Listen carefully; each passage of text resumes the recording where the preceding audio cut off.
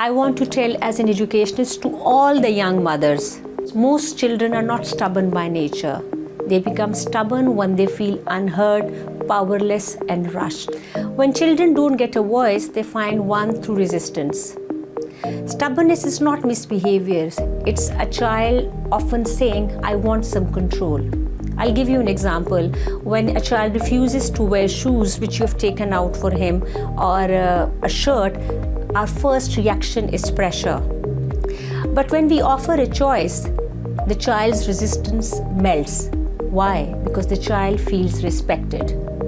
If you offer a choice that you want to wear the blue shoes or the red ones, you'll see him immediately, reacting that yes and showing his choice. Responding gracefully does not mean giving in. It means guiding calmly. And here's what truly helps.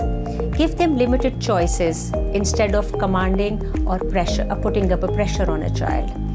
Keep the routine consistent for your child.